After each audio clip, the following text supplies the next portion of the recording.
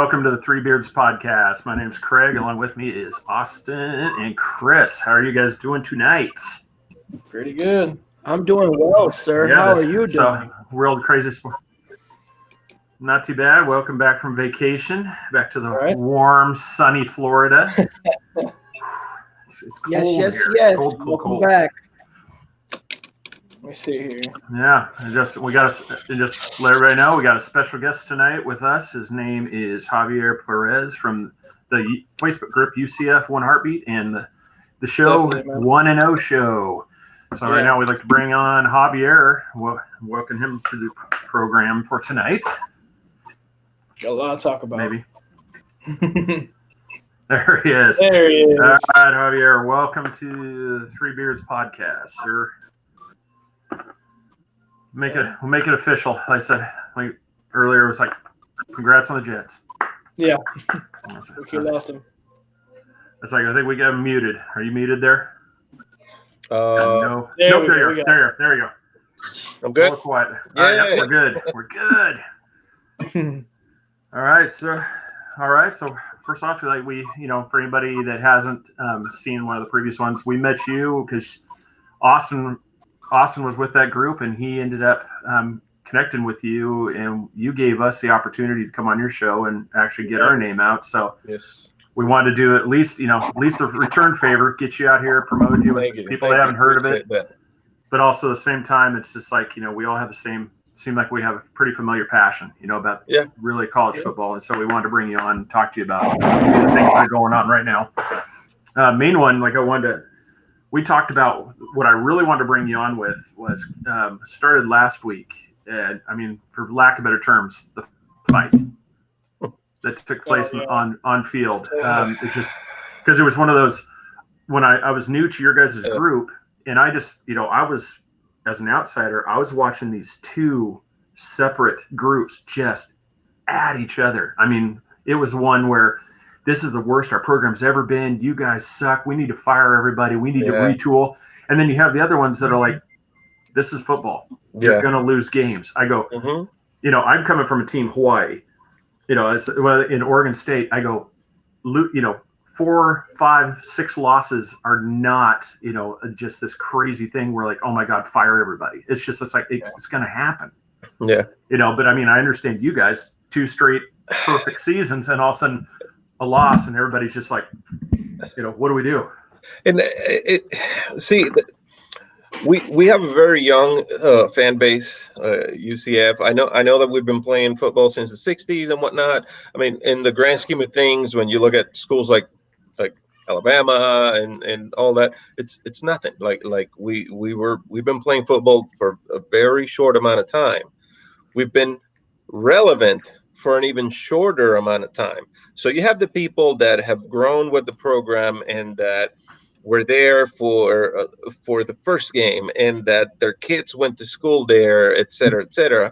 And you have people that they never heard of it, that they were in high school a couple of years ago, and they said, oh, this school, it looks pretty cool, because the school has grown immensely over the last few years, getting a medicine school and all that, and saying, what, maybe I want to stay in Orlando, or maybe I want to go to Orlando to college. And then they realize that all of it happening. So you have people that have not had to deal with with having losses, etc. And that's fine. I never fault anybody for feeling however they want to feel about something. But it's social media. People want to be vocal. People want to express themselves, and it's just those two sides clashing. The side of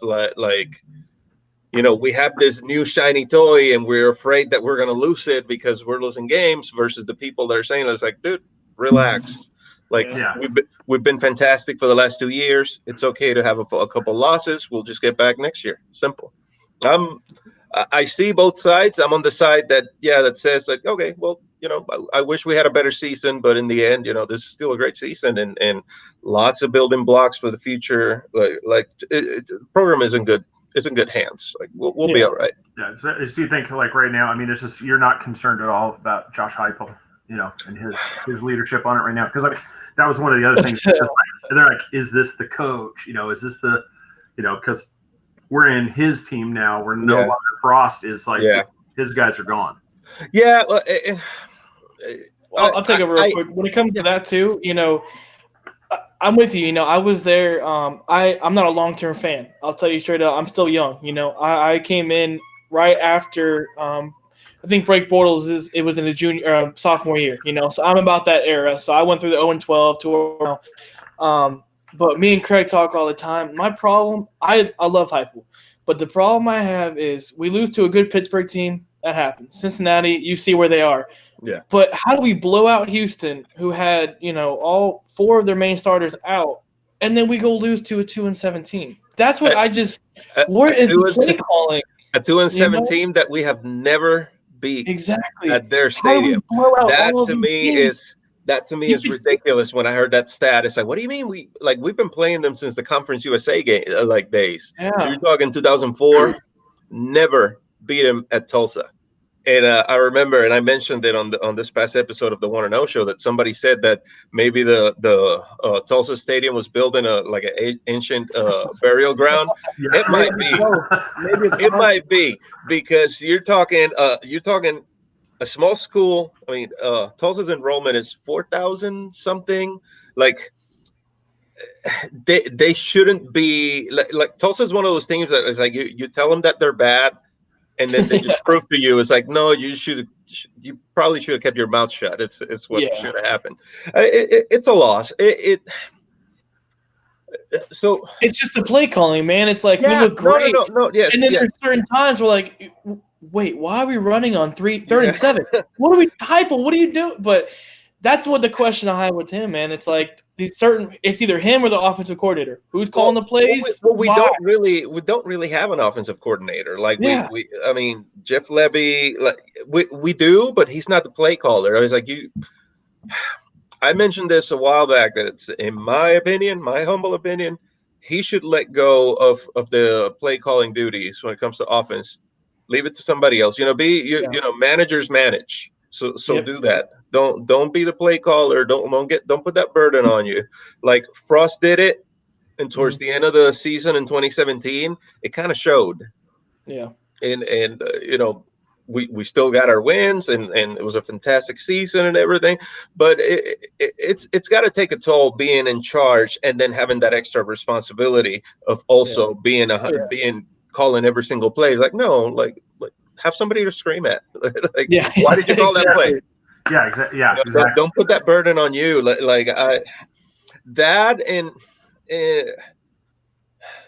lot of people forget the struggles that Milton, like, everybody loves Mackenzie Milton. Everybody's in love with what Milton did, and that's still so fresh. And it just ended so abruptly. Hopefully he's going to be back, but it just ended so abruptly that a lot of people have had issues letting it go. But they forget how many struggles he had in his first year. Mm-hmm. Like, he had terrible games of 6 interceptions, horrible games. Like, we won 6 games, and we played a terrible bowl game against Arkansas State. I mean, some of the losses, if you want to nitpick and say like which player did what, you could go back and say that he's at fault, but it's not that. It's like, he was a freshman. Now, Dylan Gabriel is a freshman also. Yeah. Mm-hmm. That's what people forget. If you put them side by side, the season that Milton had as a freshman versus the season that Gabriel is having as a freshman, and you can't even compare them. It's like the guy's light years ahead. That's what I was telling Craig. When we lost to Tulsa, I said, you're going to start seeing the true fans that are going to stay in the group, because now we're actually becoming a normal team. We're losing, unfortunately, but, man, forget, we have a freshman quarterback. I would tell everybody, he was just at a senior prom last year, you know what I mean? And this is his first year as a quarterback. We only have 3 losses. What is he at, 6, 7 interceptions in the season? That's not bad. Welcome into reality. Now we're going to see who's an actual true Knights fan and who is just jumping on. In the beginning of the season, I called it, man. I said, the only team I see we're losing to is Cincy. We happen. But at the same time, dude, it's really hard to go undefeated, let alone back-to-back undefeated seasons and back-to-back.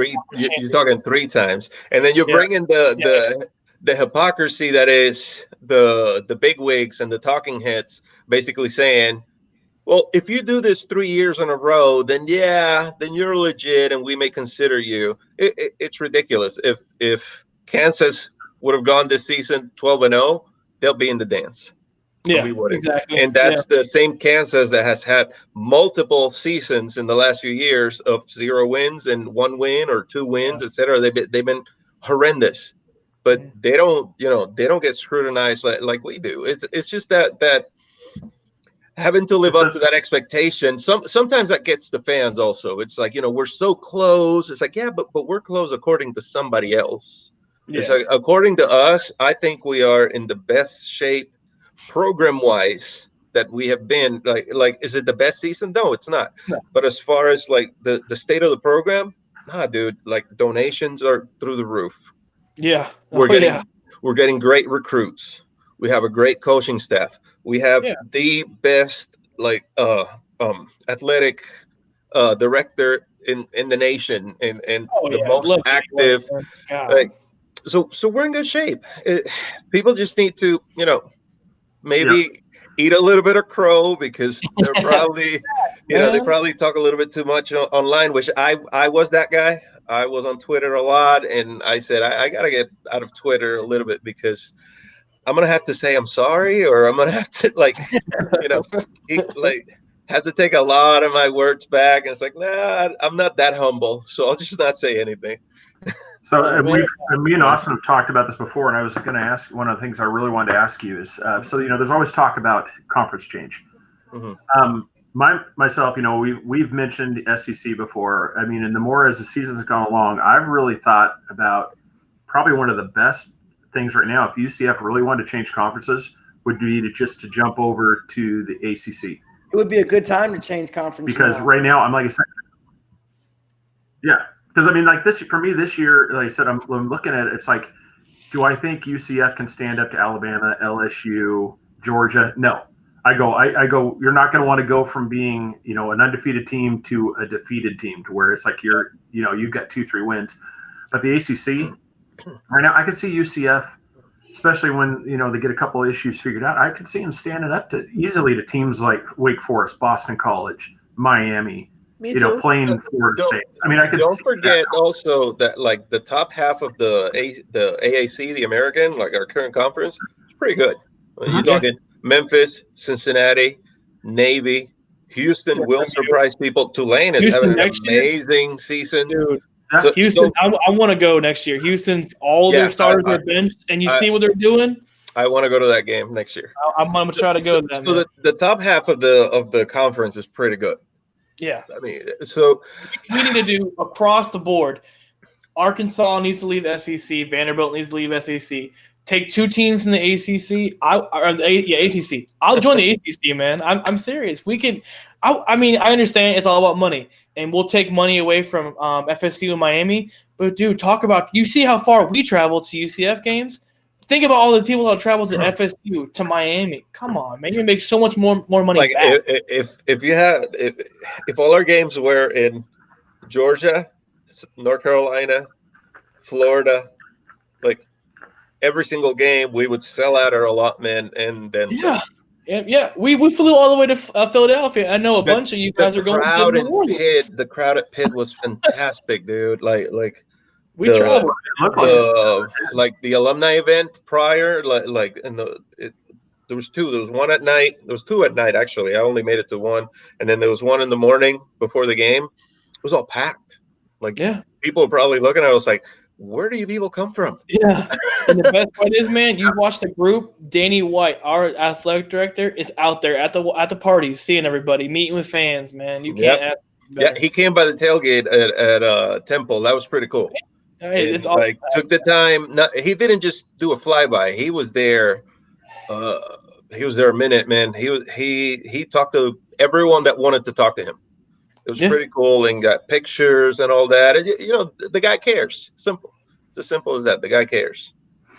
So now, we're talking like, we're gonna bring Chris in here. We're gonna throw him a bone. Talk Florida State here. Mm-hmm. So especially you got to give him props, man. You get rid of Taggart, and all of a sudden Florida State is on a tear. I mean, Got rid of that mistake. I'm sure we're talking about Alabama State. I mean, it's Alabama State, but at least it did what it had to do. Like still, I mean, you went from night and day. This is actually starting to look like an actual disciplined team. Yeah, remember, you play the games that are on the schedule. Simple. Yep. If it's Alabama State, then you play Alabama State. Simple. I talked to Chris about this, and I was thinking, I'll let Chris, for this one too. It's just like, so the main thing, like Taggart, is that I really want to know is what was Taggart doing, because these are the same players, same coaching staff, same facility. And I go, and all of a sudden, this team looks completely different when Taggart's out the door. I mean, as soon as he's gone, it's like all of a sudden these guys are like, okay, we're focused. Obviously, nothing. Maybe the team just didn't want to play for him, and maybe the team made it clear to him that we'll try to win, but we're not going to play our hearts out. Odell Higgins. They asked Odell Higgins, "Hey, what about the swag and surf at the beginning of the games?" I like his comment. He told the reporters, he says, "Look, they've got to earn certain things." So I guess he took all the playing out. He says, "Hey, look, y'all gonna play ball, point blank, simple. I mean, we know you got it. You're all top 5 and 4 recruits. So why can't you play ball? Let's get it together." I mean, our defense held them. They had the ball 44 minutes and 40 seconds. We held them. I mean, they couldn't score on us. They had the ball most of the game. We only had the ball 19 minutes and 20 seconds. So that means we put points up on the board. It was 49-12. I mean, we dominated them. So you had to do that, man. We can run over the Gators. Man, I give you S all the time because you almost lost to UL Monroe. And I told you, I give them S all the time, especially when Memphis destroyed them. I said, man, you look bad, but you did what you had to do. And I'll tell you what, even though Florida is not making the championship this year, they're still going to give you a fight. They're never going to lose to you guys. So if you beat Florida, they're never going to lose to us. I think we win that numbers. I think we got them beat. I mean, yeah, I think the series is in favor of Florida State right now. It is. Based off the way they've been Thank playing the two you. games, I'm not as confident that this is going to be a straight. We're talking to a '90s baby here who didn't follow that back. I mean, on this screen. So if you beat anybody on the screen that should be upset with Taggart right now, it's this man right here, because he has to shave a Hawaii H and a UCF logo on either side of the head or the both side. Hey, beat Florida. You know I hate Florida, so I'm an FSU fan now because you lost your bet. So you follow in football really closely, Javier. Do you think that Odell Higgins has a chance in order to be Florida State's coach? I mean, or it's all depends on if he wants it. I mean, he's going to have to take he's not going to come in at $17 million. No, like it's one of those, like I was talking to Yes prior to the show. It's like, I mean, has he expressed that he wants it? Because it's one of those things that in this day and age, don't be humble. Say, no, I want that job. I want that job. You see what I can do. I want that job. I mean, it worked for Ed Orgeron. Like he got the job just by doing that. And, I mean, he won, but it's not like we didn't know he was going to win the way he's winning now. Yeah. But I think he has a chance, and more than that, I think that FSU probably needs it. They need to. They probably need. He's shown the last. At the end of the Jimbo era, and he's showing now that he can get the players to play a certain way, even if he's not the long-term answer. At least he can be the answer now. Yeah. And you can get respectable again, and you can win some good games and show up on other games, and that helps recruiting, etc. Because maybe you never know who the right guy is. So if you're winning with this guy, why go for somebody else? Yeah, which is exactly what they did. Which is exactly what they did. Don't make that mistake twice. Oh man, it was just, it's just like I said. Myself, I mean, they should. I don't see why they shouldn't give him a chance, because I said you're 4-0. You see what he did? They beat who they beat. They beat Alabama State like they're supposed to. If they beat Florida, I don't see why they can't hand in that position. I don't see why not. That's probably his interview game. Is the game in Tallahassee? It's in Gainesville. Let me look at okay. More so if he beats Florida in Gainesville. Yeah. And it doesn't matter. Florida still is fighting for a good New Year's Six bowl. Yeah. They may not get the championship, but they're not going to lose to Florida State. But they're still going to. Just like us. We may not get a good bowl this year. We're not going to lose to USF. Straight up. It's not going to happen. We're not going to lay down. Dude. Hell no, it's not going to happen. Yeah, I say that because I'm going to be there for that game, and I'm going to make sure that we don't. As long as it's a 3:30 game, I'm there because I got to work and Black Friday, whatever. But I'm going to be there for the 3:30 game, hoping for a 7 o'clock. But I say that because I know you had to watch that USF game last night. It is in Gainesville. I didn't root for USF, but deep down I'm like, Cincy, can you lose for me? Because I don't like Cincy, man. So like I actually didn't. It's like I took a bye week too. Maybe like usually I've had a bye week instead of let me run errands, like get an oil change. Like I'm going to both Tulane and USF, so I'm gonna be out of the house for a while. So I decided this weekend to just take a bye week also. And so I didn't watch it, but I know that I read some comments about like, oh, we need to root for USF, and never. it's like, no, we don't do that. Never. They're trash. No, I don't care if it's to my benefit. I can't bring myself to root. It's not going to benefit that program. anything. Even if they beat Cincinnati, there's I want to feel like I owe them something. Yeah. But the reason we talked about it before we started. There is so much going on with Minnesota winning and then losing. Do you think the way that we're playing, man, with us losing to Cincy, we shouldn't have lost that game no matter what. But the way USF put it on Cincy, is it going to be a close game Black Friday, or are we going to blow them out? What do you think? I want a blowout, but the way that they put up against Cincinnati, and the only reason Cincinnati won, define blowout. Define blowout, because a blowout can be 21-0. I want a good game, but I don't want to almost win because of field goal. USF's offense is bad. Their defense is decent. Yeah. I think if we like I've been saying on all of our losses, it's like if we just come up with some sort of points every single time, because our offense is so quick that if we just get a 3 and out, that's just 1 minute that the defense gets to rest. That's it. Yeah. So if they have to come back 3 times in a row with 0 points, it's like no. If we put some points in there, we have the talent to take it to them and make it ugly. It's not going to be like 2007. My heart can't tolerate too many games like that. That was crazy. Yeah. All right. So the top 4 right now. So what Greg always talks about is our run defense, and since USF is a good run, man, if we can't stop that run, we got a problem. Yeah. I mean, Houston probably has a better running game than USF, and we stopped. Yeah. So I think it'll be a good game. It's gonna be fun, man. I know. At least it's not gonna be 2 years ago when I was there. That back and forth, and then was it Traquan Smith or Snelson that ran that kickoff return? I can't remember. No, Mike Hughes. Mike Hughes, that's right. I'm sorry. Mike Hughes ran that back. I have to send you the link to my YouTube. I caught it on video. Yeah. As he starts breaking tackles and going left, you hear this screeching sound like it's my wife screaming. That's awesome. You think that she's having a heart attack or something, and the way the stadium. I'm going to send you the link. It's pretty funny video. Man. We'll put it up there. That's awesome. No, what I was asking is like, so right now, top 4. Who's your top 4 for the championship right now? I mean, I said myself right now, it's LSU, Ohio State. I mean, they're clearly 1 and 2. Yeah, that's legit 1 and 2. LSU, Georgia at 3. Exactly. That's not Bama again. I'm glad. No, I put Clemson 3 instead of Georgia. Yeah, undefeated. The Clemson, but because like I said, I'm looking because like I said that Clemson, but I'm looking at like competition wise. I'm like because like for me, Georgia's beat so many better teams than Clemson has. True.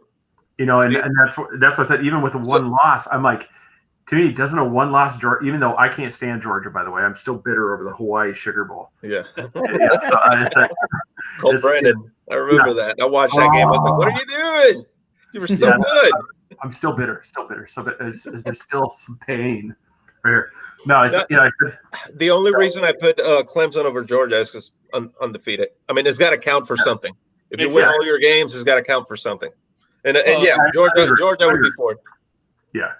And then we were talking about this before. So obviously, Ohio State's, potentially, has a chance to lose. I don't think they're going to lose their championship, but I think Wisconsin and Penn State falling was one of Oregon's worst problems, because Oregon really needed one of those teams to come in and knock them out to have a shot at making it, because Auburn killed them.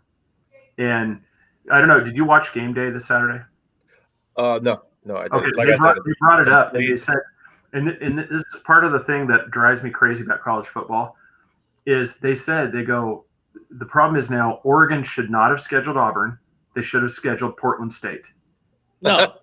Because they'd be undefeated. It doesn't matter if you've been undefeated, you're not going to be up there. But it's just like what he just said with Clemson. But that's what I'm saying. Is like you don't fault Alabama for scheduling, Georgia, Georgia State and Sisters of the Faith Community College, but then so you got to give the same. You got to treat all the teams the same. You got otherwise. Then it's not strength of schedule. It's just whatever you deem is good. Like it's different. Like I understand that it's subjective, but it's got to be subjective across the board. It can't just be subjective according to this conference, and the subjective is going to be different for this conference, and the subjective is going to be. You can't do that. We've been doing that for over 100 years. It's exhausting. It's like at some point we got to come up with a system in which you want to be subjective. Okay, fine, but be subjective for all 130 something teams, not just for 62. They have favorites. I mean, No, it's clear. It's a given. They have favorites. But I mean, Austin, you know my take on the conference that you all are in. I mean, I don't have a problem with UCF. I'm a true Floridian. So, I mean, but if y'all get in a better conference, then y'all can get into the favorites. I mean, but I don't. Javier, back me up. I don't want to leave. I want to stay in our conference, but I want to bring everybody. I want to bring Memphis. I want to bring Memphis, Cincinnati, Houston, and Navy. I want to bring people with us. But think about this. A lot of people forget this. We're the old Big East. The Big East had a tie-in for New Year's Six. It was, it was basically a rotating. I don't think that the Big East had a specific bowl that they had a tie-in with, but they did have a tie-in for New Year's Six. So we lost that. Out goes the automatic qualifying status, and now we're G5 all of a sudden. All the conference needs is that, and I think that the top half of the conference is doing a great job of showing all these bowl games, because it's been just us and Boise once. That's it. And going in there and winning all these games and having good showings and everything. So you're showing to the committee, it's like, okay, we're not going to expand. We're not going to do this. But however, we're going to grant this conference an automatic qualifier. If that happens, I don't want to leave. I'm fine in the conference that we're in.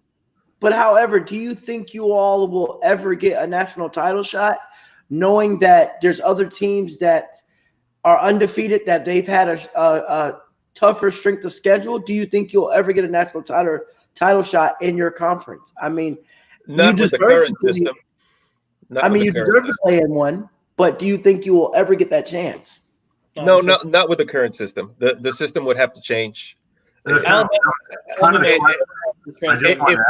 If we went to it, but the thing is that then we go again with the perception issue and with the being subjective. It's like so if we went to the SEC and we won the SEC, we should get a shot.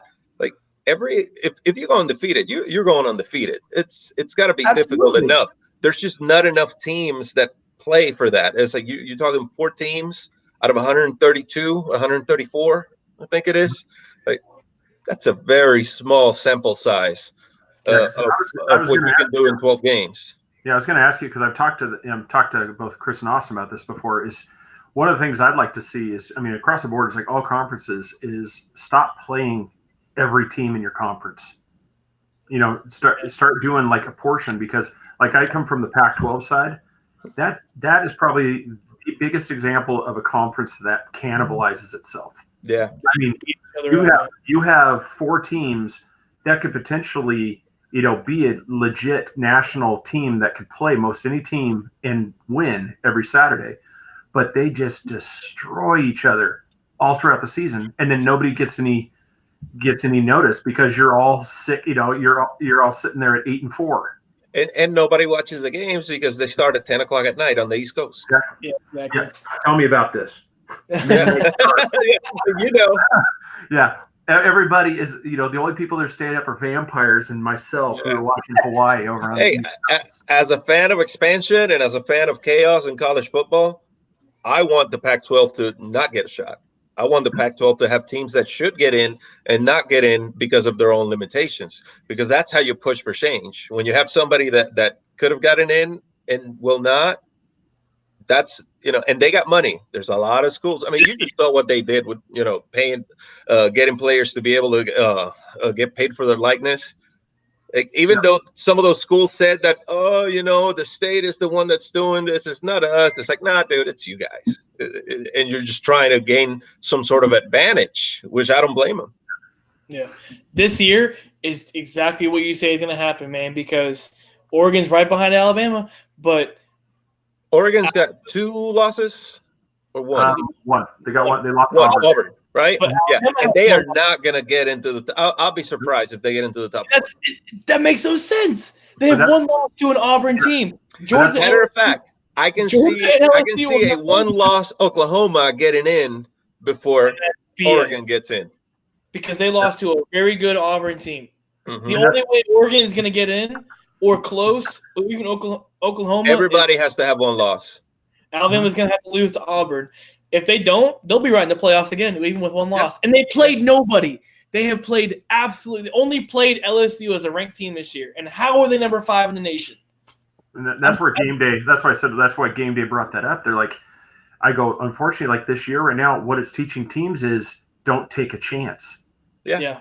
Schedule. Why do you think USF doesn't get these games? Yeah, and that's why I said, and like I said, they look at it, it would, you have some team like Oregon is going to, maybe this will work for UCF because they're going to look, okay, we probably would have had a better shot against a team like UCF than Auburn, but at least it's still a ranked team, so we're not getting that, hey, you got another cupcake. Yeah, but it's just, it might work for that conference, but I'm like, that's where I was saying, like, if you look at all the conferences down where they've got the different teams, yeah. What if you just play where the conferences just make it to where, since we're talking Oregon, what if you just play the other 5 in your conference and then you can schedule anything out of conference? Well, they still do only 8 conference games, right? Yeah, Pac-12. Yeah, and that's what I said. And then you can get rid of 3 of those. Yeah, you get 3 of those. That's what they should do. Like the SEC now is doing 9, if I'm not mistaken, right? Yeah, and the Big 12, the Big 12 by default has to do 9 because they got 10 members. I'd rather see it like 4 or 5, and then you could start scheduling UCF. But it's one of those things. It's one of those things, and I had a conversation about that with somebody where because UCF only has 2 years of the current arrangement, or not UCF, the conference, where we can have the conference championship and have divisions and whatnot. Mm-hmm. If we want to keep the conference championship, we need to go to a round robin, which means that if that was to happen, every team would have to play 10 conference games. Now, I love it, but if the conference sucks, it sucks. Yeah. If the conference sucks, then you're playing 10 meaningful games plus 1 okay game, and probably some FCS school that is not going to help you in anything, or that can come in and beat you. Like if you're playing one of the really good FCS schools, they can do that. If you're playing a James Madison, if you're playing a North Dakota State, yeah, they can come into your house and beat you. They do it all the time. Yeah, because I'd love to see a system where you're punished for playing, a lesser school. Yeah. To where it's like it's not one of those things where they just blanket go, oh, you're 12-0. I mean, you're in, because you destroyed everybody. I'm like, well, yeah, it's like you said, you're playing, you're playing Sisters of the Holy Cross, and you're looking at, you're like, wait a minute. I mean, it's like, why are you, the one lost team that lost to, Auburn, and like when you're talking strength of schedule, don't just do a blanket statement over the conference. Oh, you're playing the SEC. Yeah, the SEC has Arkansas, has Vanderbilt, has Ole Miss. There's there's plenty South of Carolina. teams in South Carolina. There's plenty of teams that broken clock is right twice a day, but still, like, there's plenty of bad teams in the SEC. You can't. Yeah. There's no 14 great teams in there. No conference has 14 amazing teams. None of them. It's never going to happen. So don't do the blanket statement that, oh, you're playing the SEC. It's like, no, you playing the SEC, but like, 4 out of your 8 conference games are against trash. Yeah, exactly. Because that's everybody. That's everybody. Like you can say the same thing about Ohio State. You can say the same thing about right now Cincinnati, that in our conference, which is the top team in the conference. You can say the same thing about Oregon. You can definitely say the same thing about Clemson. Come on, that hurt your chest a little saying that, didn't it? But everyone is upset about UCF this year. I understand. Did I have a good poker face saying it though? Yeah, I know. Oh my God. UCF is the leader. Yeah, it's hard. But it's one of those things, like the meme back in the day with Splinter and stuff. I don't want to be a 3-loss team this year, but I am so glad for our conference, man. We have 4. Yeah. Navy lost, it happens. But SMU, dude, we got 4 teams in the top 25. That is so amazing for our conference, man. I'll take that any day. Go in there, finish the season rank, go into your bowl games, beat the teams that you have in your bowls. Exactly. At the end of the year, when you look at that top 25, and it's like, wait a minute, how many teams does this conference have in? And then you look at the ACC, and they're going to have Clemson. Yeah, that's it. I mean, I love it, man. I love the American. We have a lot of good teams. And next year, dude, like someone posted, ECU is looking better. Houston has all our starters benched. Yeah. We are getting better. Everyone in our conference is getting. I'm looking forward to seeing what the schedule is going to be, because remember, the schedule is going to change. Because now with UConn leaving, you have 8 teams that need 1 game, so it's going to change. I would love, for my own personal reasons, I want to get Navy. At Navy, at East Carolina, because that's just quick trips. Temple again. I don't care if we played them again this year, just so I don't have to fly so much. Yeah, exactly. The schedule Army, it's fairly close too. Yeah. I travel more to UCF games than I travel to see my parents. This is not me. This is not an exaggeration. This is actually true, and it's like, I'm the worst son on the planet. No, so I was going to bring up, so the bowl predictions they've got right now, they're always changing. Right now, they've got one has UCF versus Charlotte playing the Bad Boy Mowers Gasparilla Bowl. Yeah, there in Tampa. And then the other one has UCF versus Marshall in the Tropical Smoothie Cafe Frisco Bowl. See, when the longer the name, more I don't mind. What, you don't want to play in the San Diego Credit Union Poinsettia Bowl? You don't want to play that? Yeah, right. The longer you say it, the worse the bowl. I'm sorry. I don't mind the game against Marshall. I just hate that it's in Texas. Yeah. And not that, look, I wish it was somewhere closer. When it comes to bowl games, you got to be a little bit selfish. If it's not going to be a New Year's 6, I say, okay, well, I hope that I can at least go, that it's close enough, or that it's on a weekend or something. For UCF fans, I know they're not going to like this, but I think the best revenue in Hawaii. If we can play Hawaii in Hawaii, the Hawaii Bowl, it's a far drive, but dude, we got. Have you ever priced a plane ticket from Orlando to Hawaii during the winter? Do you know how long of a flight that is? I have priced. My wife wanted to go to Hawaii for Christmas, for her birthday, because her birthday is a couple days after Christmas, and we priced that. 11 hours. I know. We priced that. The plane ticket, one plane ticket, was more than the 2 cruise tickets that we ended up doing. So no, Hawaii is beautiful. No, it's too expensive. Yeah, don't wish that on them. Don't wish that on them. we got a long way to go, man. We still got to play 2 lanes. Military Bowl. It's just hour and a half to 2 hours drive for me. Yeah, it's still going to change, but like I said, right now that's what they wanted. Screw it. Let's play Memphis again for 6 years in a row. And you know what? If it comes down to like having the Cure Bowl or something like that, give me Arkansas State again, so we can whoop them. Like we can pay it back, because I'm mad about that one still. And I was one of the guys that back in 2016, I was looking at what Milton was doing. It's like, this guy is never going to, and boy, that I had to eat some crow. Yeah, dude. Oh my god, that's what I'm saying, man. Is everyone just settle down? We had a good run this year. It happens, dude. It happens. Players. Oh, speaking of players, we should talk about it earlier.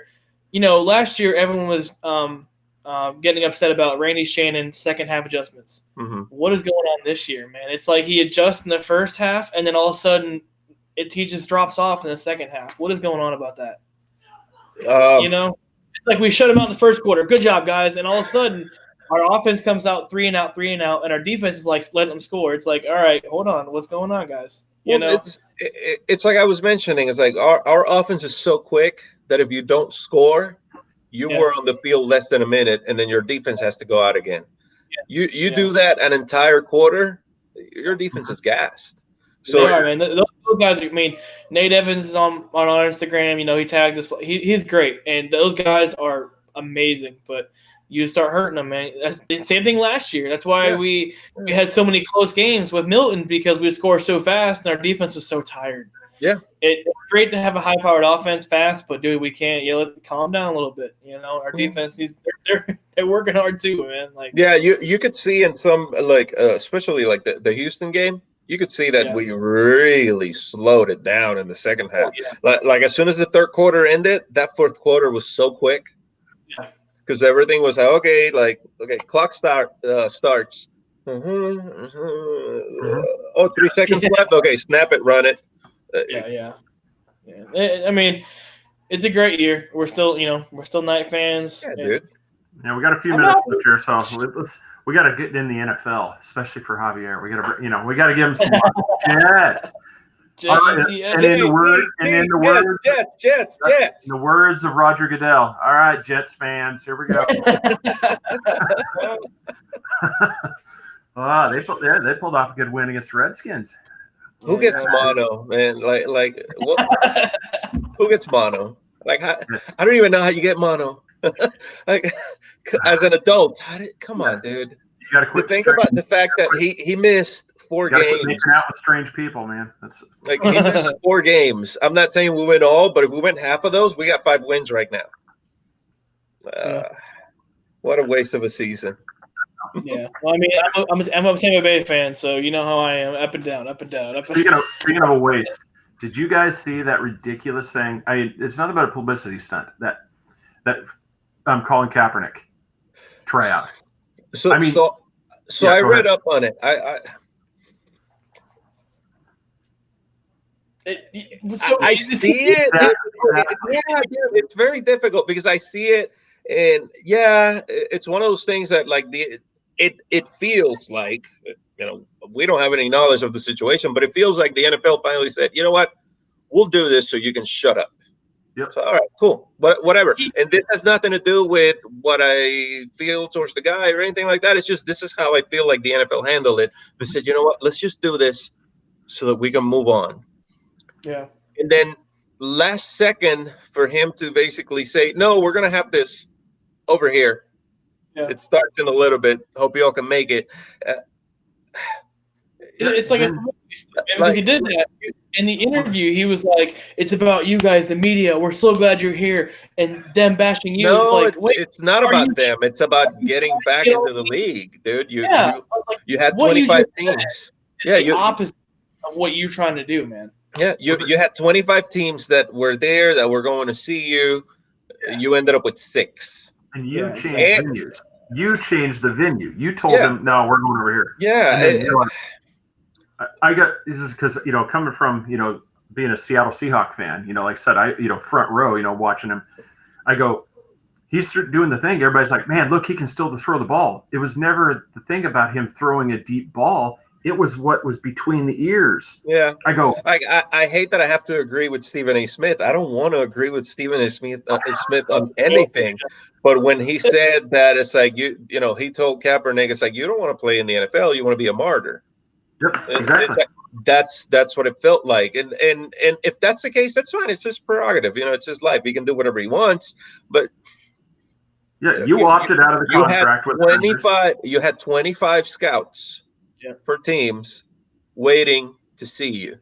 If you didn't think that was going to work, then why even have it? You know, I mean, why Miami even go brings you down to potentially talk about you, and you show up to the meeting wearing a Fidel, wearing the shirt, promoting Castro, and I'm no like, comment. you're like, what are you doing? Oh. I go, and everybody's like, well, no, the NFL's just blackballing him. It was all about what's up here. I go, it's just, you can't. I go, there are hundreds of guys out there that can throw a ball down the field that have the arm strength. Yeah. The reason they're not in the league is because they keep throwing it to the wrong guy. Yeah.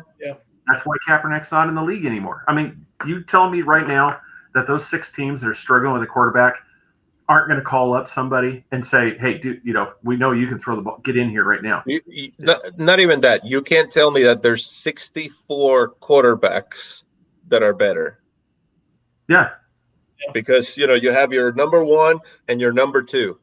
So you telling me that at that point, no, that he can't even he's not even number 65. No, that's what I said. There's a lot of things. I think he hurt himself a little bit. I think he had some good reasons, and I don't really want to sit and discuss the validity of the reasons or whatnot, because then we're getting into social justice and Because look at his butt. I want to say, was it Eric Reed? Was that the other one that was a partner there in the Niners? He's still in the league. Yeah. And that's what it was. It was a talent side. I'm like I said, because he had Geno Smith is still in the NFL. Okay. And that's what I suffered through Geno Smith. Colin Kaepernick is a better quarterback than Geno Smith. Yeah.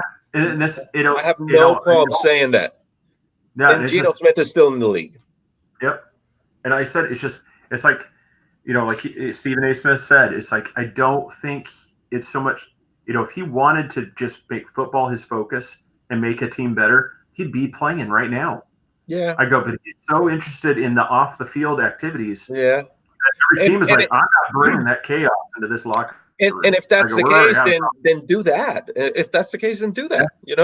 Do what makes you happy. Like if football doesn't make you happy, if what makes you happy is that, then do it. But then don't turn a circus into an even bigger circus, because that's what it looked like.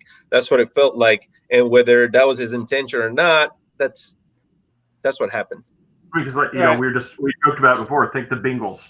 Mm-hmm. Do you really think Cincinnati is going to want to bring him in and make a team that's already dysfunctional, and make it even worse? Because the media circus isn't about, hey, we got a quarterback that's going to throw the ball down the field. The quarterback's like, hey, what's he going to do when the national anthem plays? That's what it's all going to be about.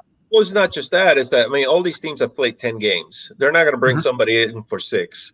They're looking at next year. All these teams that, if they want to bring him in, they're looking at him for next year, not for this year. 6 games. Like what is he going to do in 6 games? Nothing. Bad year to audition. Nobody is. So it's like, do I want to make the investment for now, for the off season, and for next season? That's where he's standing at. That's the crossroads that both the teams and himself are at. It's I don't envy his situation at all. No, so it's crazy. To sum it all up, who's to make an AFC NFC championship? Who's making Super Bowl? What do you think? I know, as being a Jets fan, you don't want to say it, but you got to say the Patriots are going to be the champion. No, Ravens. We're going to make it. Ravens are going to blow them out again. I'm straight up. I'm with you on that one. Ravens, Packers. Super Bowl? Ooh. That's the other thing. I said Ravens, 49ers, or Ravens, Seahawks. But, Packers still going to play the 49ers next week. So Packers are scary in the playoffs, dude. They're always scary in the playoffs. Roger. No. And if they get home field advantage and that weather and that mess, that's true. It's not easy to win up there. So Ravens, Packers. Thought about that. That's a new one. Said. Oh man, I'm not gonna pick the Patriots. No. No. No. Champion. lose again to the Ravens, man. No, sorry. Well, while you're crying because you're having to say that the Patriots are a better team than your team, and I have to say the Packers are a better team than my team. As the tears are streaming down and stripping my beard, one of the best ways to rejuvenate that is with Kelly Brott's beard oil. Yep.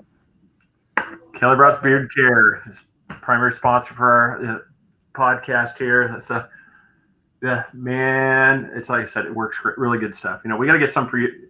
Yeah, no. I mean, I know I don't have what you guys got, but I still got to take care of this. Yeah, use key lime and apple butter. It's perfect for that. Like I said, it keeps the skin from drying out. It's also helps take care of that. No, especially now in the cold, it gets flaky, dude.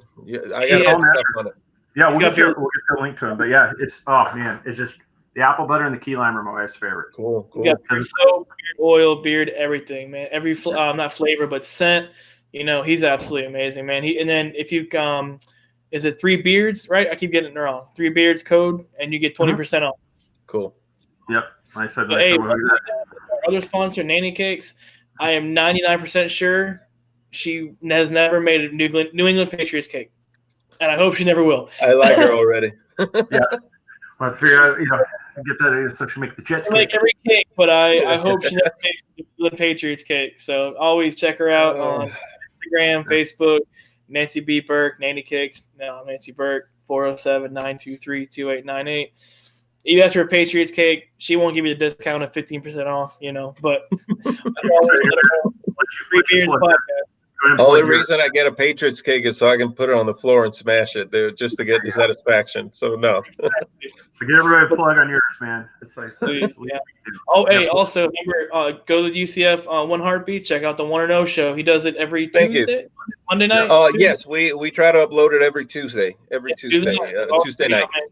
Our group is fun. We always he's always posting everything. We're always trying to do football, but we need to get more into a lot of the stuff is football. That's how the group started. So if I have a minute, I just want to say like the group started. Jason Banning, he's the guy that does the predictions.